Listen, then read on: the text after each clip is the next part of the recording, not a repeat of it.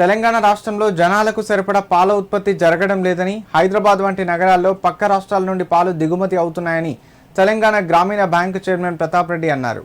దీన్ని అధిగమించడానికి తెలంగాణ గ్రామీణ బ్యాంక్ డైరీ పరిశ్రమలను, వ్యవసాయాన్ని ప్రోత్సహిస్తుందని తెలిపారు.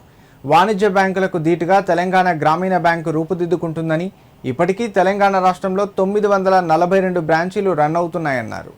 సిద్దిపేట జిల్లా కేంద్రంలోని ఓ ఫంక్షన్ హాల్లో తెలంగాణ గ్రామీణ బ్యాంక్ ఆధ్వర్యంలో మెగా రుణమేళ కార్యక్రమం నిర్వహించారు.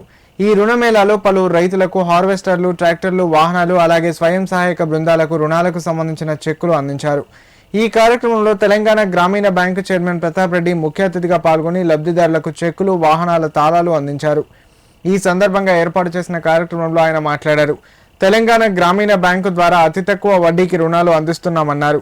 రైతులకు, ప్రజలకు ఎలాంటి రుణాలు అవసరం ఉన్నా ప్రైవేటు ఫైనాన్స్ల వెంట తిరగకుండా తెలంగాణ గ్రామీణ బ్యాంకులో సంప్రదించాలన్నారు. అతి తక్కువ సమయంలో సుమారు 50 వాహనాలకు, స్వయం సహాయక బృందాలకు రుణాలు అందించినందుకు గాను సిబ్బందిని ఆయన అభినందించారు.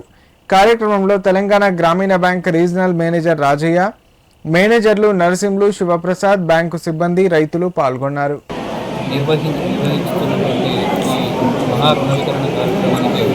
ముఖ్య అతిథిగా రావడం చాలా ఆనందంగా ఉంది. ఈరోజు ఈనాటి మహా రుణ వితరణ కార్యక్రమంలో డైరీ లోన్స్, తర్వాత స్వయం సహాయక సభ్యులకు రుణాలు.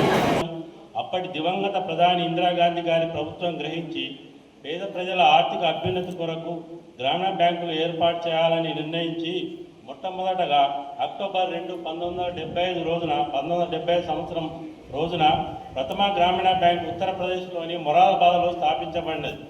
ఆ రోజు నుండి ఈ రోజు వరకు దేశమంతటా గ్రామీణ బ్యాంకులు స్థాపించి గ్రామీణ ప్రజల ఆర్థిక అభివృద్ధిలో కీలక పాత్ర వహిస్తున్నాయి.